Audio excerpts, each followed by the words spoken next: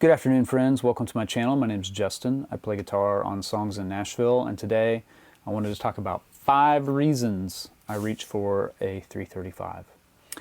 I love my 335. I have had several of them, and they can be pretty inconsistent as far as electric guitars are concerned. I feel like going from one to the next can be a bigger jump in how they sound acoustically and how they sound through their pickups than other models of guitars. But I've held on to this one for a really long time. This is my 82. I did a video about it because it was a bit of a player grade guitar when I got it.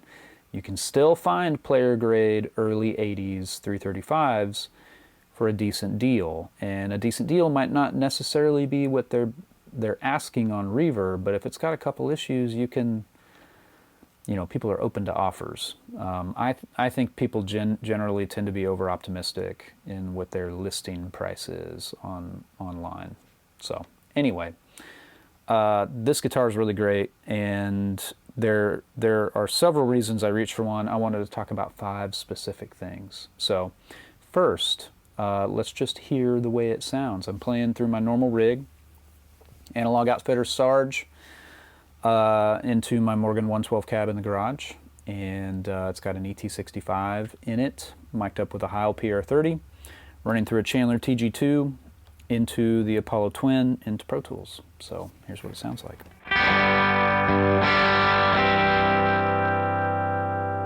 I have a little bit of a boost on. I've got the clean side of my Son of Kong, just giving it the tiniest little kiss, and then I have that Boss Fender 63 spring pedal on as well. So when I mean that it can be twangy, you can pick up any guitar and start like kind of chicken picking and popping and doing compound bends. It just seems to work really nicely on a 335, you know. I feel like I can get away with the same kinds of telly licks that I use, stuff like this.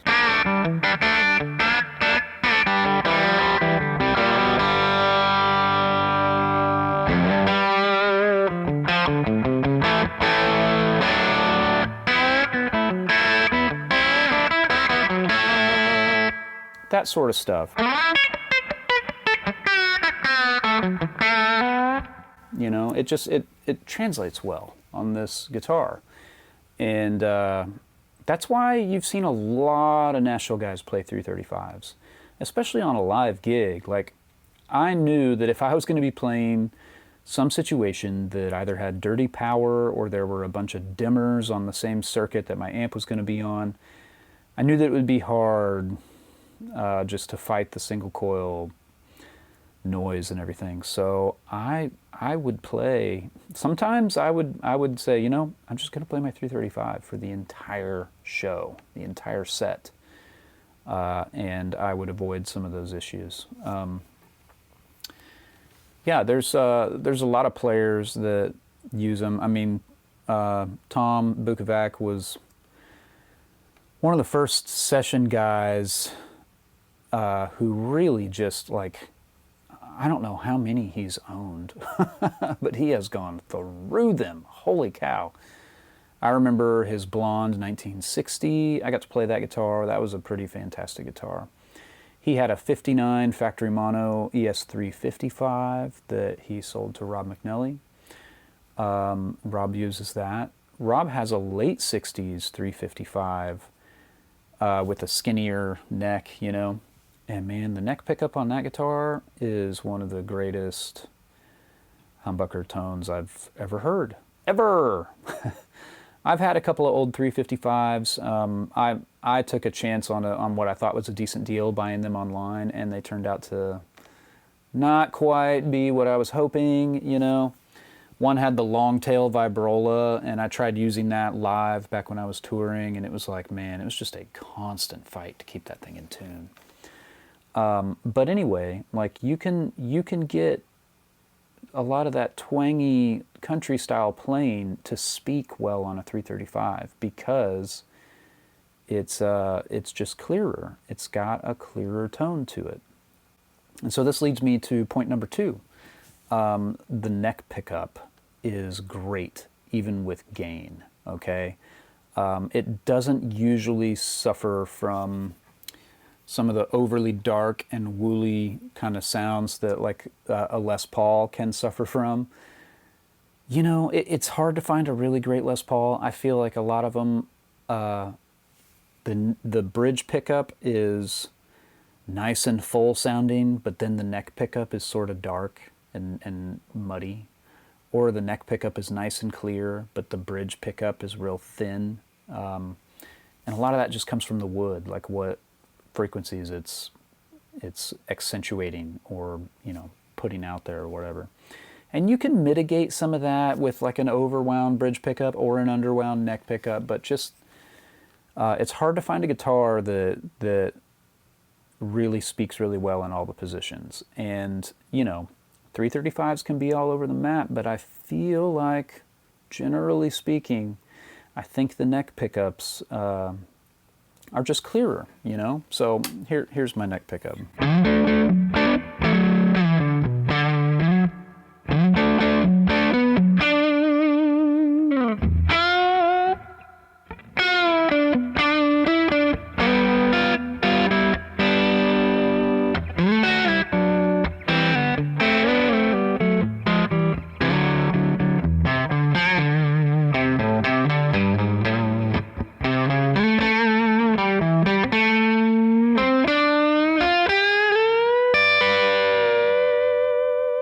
There's some of that twang coming back.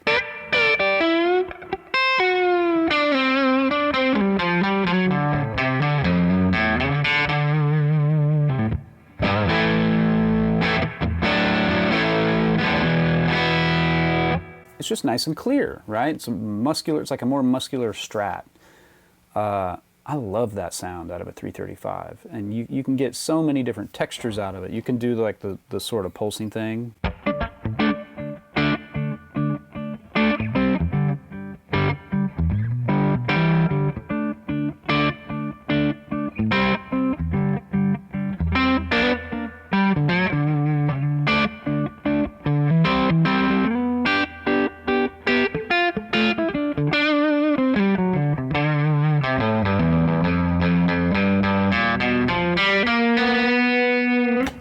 I don't know. I mean, it's just that's part of why it's also good for the twangy stuff. It's just clearer, you know. It's a dual humbucker guitar. It's got that semi-hollow thing. It's all maple. The neck's mahogany, rosewood board. The ES-335s I was talking about earlier, they had ebony boards, and that tends to lend a little more to the clarity side of things. But anyway, that's the second reason reaching for a 335. The third reason is they're just really great for rock and roll too, like big rock madness bridge pickup stuff. So reason number 3, bridge pickup. It's not quite a Les Paul. It doesn't have the kerrang of like 9+ pounds of that guitar body, the mahogany with the maple cap, but it's pretty great too.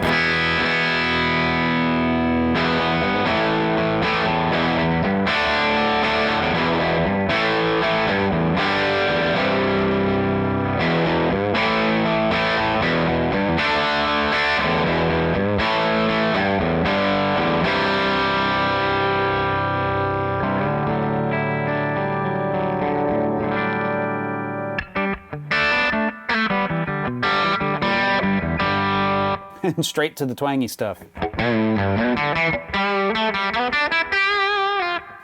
And you know, you can, like I was saying earlier, a lot of that's just in the technique. You're picking close to the bridge, you're popping things with other strings, you know. It just speaks well on a 335, right? I can add some more gain here.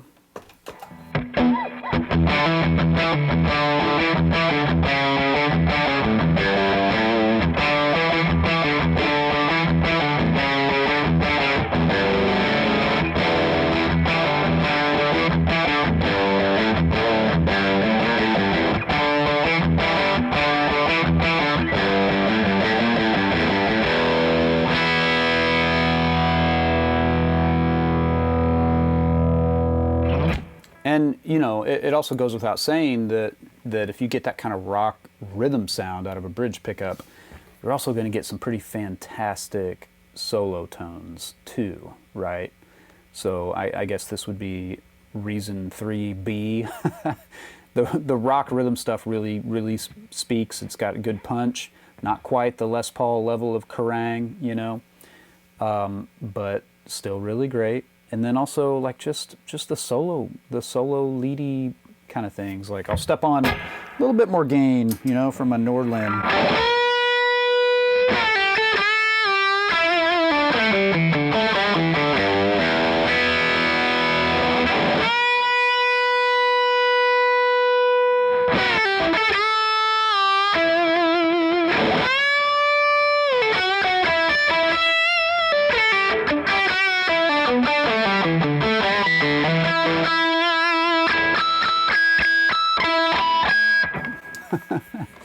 So, you know, there's so many videos. Like I've put out some recent videos where I was demoing some of the new Keeley stuff, which I think is fantastic, with this guitar, and you can hear it's like it really holds up well under the gain. And so I just think the nature of a 335 makes it good for so many different things that you want to do with the guitar. So number fourth reason that I reach for a 335 is the middle position. It sounds really good. And if you roll your pickup volumes back or whatever, you can get some really clean, kind of funky things out of it, you know. So here's just the middle position.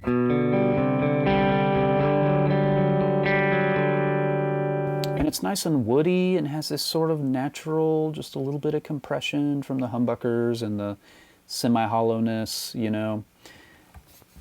If you've never played one live and had your amp behind you and stepped on a boost pedal and felt it wanting to feedback but being able to control it while it's blowing air out of the F-hole against your arm, that's really fun. It's a thing of beauty. I highly recommend it. I use this live a lot, just because it was such a fun guitar to play, and I could cover so much ground with it, you know, and not have buzz from the lights. So anyway, middle position, funky stuff. If I roll down, first of all, if you start rolling one pickup down, it starts to sound like you're in the other pickup's position, right? So here's the middle. I roll down the bridge pickup. Sounds like I'm on the neck pickup, right? Let's go back up, full neck and full bridge. Now we roll the bridge, or sorry, the neck pickup down.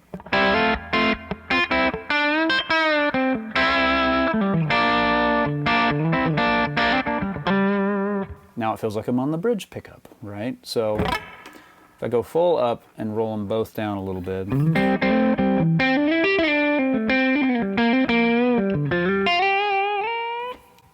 you get that real sweet 335 middle thing, you know. I don't have any other adjectives other than it's really nice and sweet sounding, kind of singing, you know.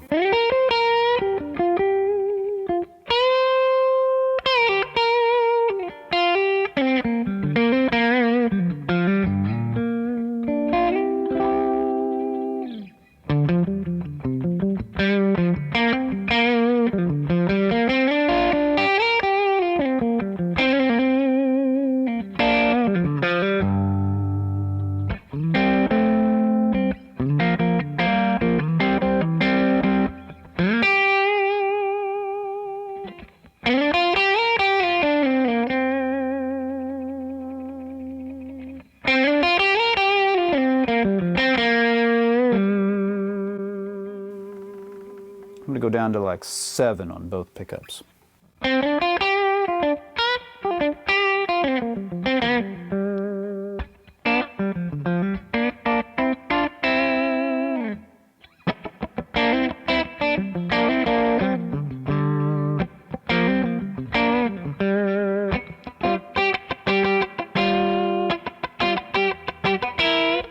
It's really good for funk, you know. The cleaner you can make it, and again, the way that I run my amps, I've got to come down on the volume controls on my guitar, because I run my amps so that I can hit the front end and get overdrive out of it, especially with a little bit of a boost on at my pedal board. You know, my Son of Kong, the clean side boost is on, right?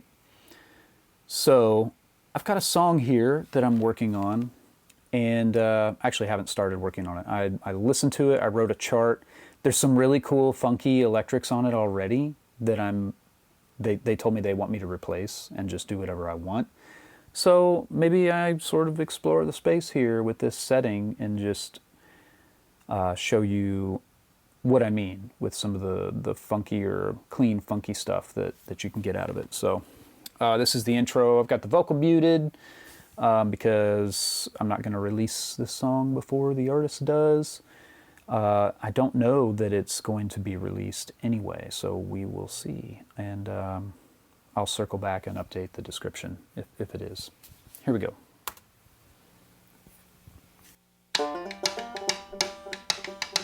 Intro's just banjo. I think we're in G.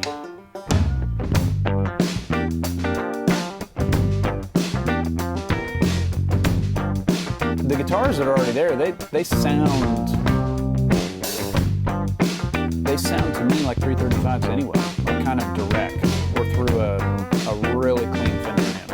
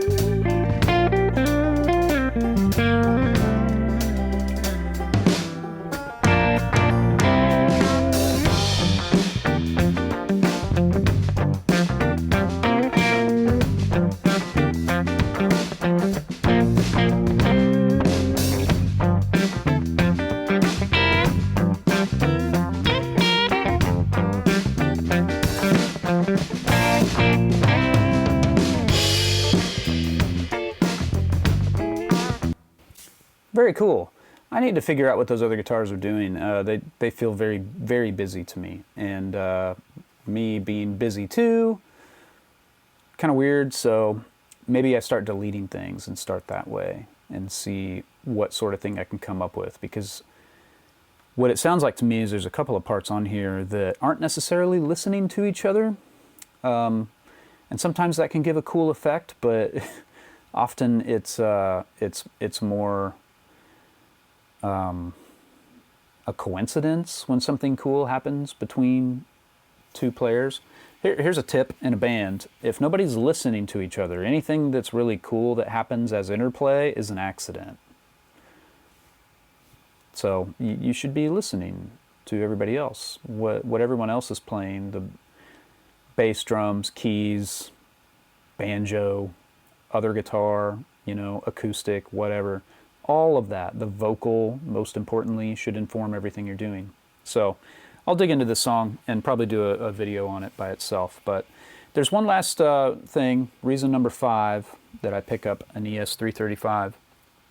And that's just for the vibe. Like, I can throw gobs of delay on this thing and more reverb and whatever, and it just speaks. Like, it just works. It sounds really good with a bunch of effects on it, you know? So let's turn on some of that stuff.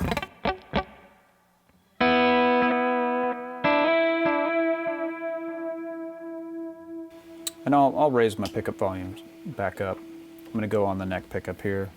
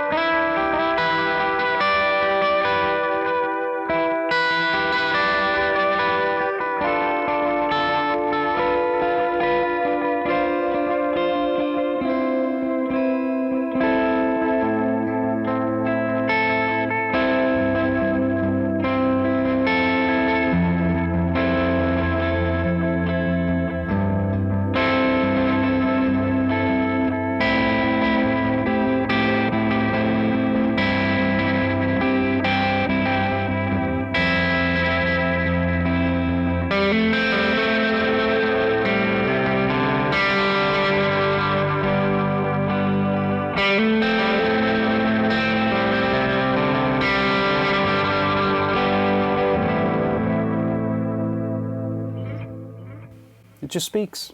I think that's the bottom line with a 335. A good one. You know, nothing's muddy, nothing's too dark, nothing gets woofy, and you can play with these different kinds of techniques, different pickup settings. Use your pick, use your fingers, different effects, and it works really well for all of it. So those are 5 reasons I reach for a 335, and you know, mine's never very far out of reach, to be honest with you. I use it all the time, and because it's a good one, it has mostly scratched the itch for a vintage one. And then I look at prices, and then I realize, man, mine's really great. I'll see y'all later.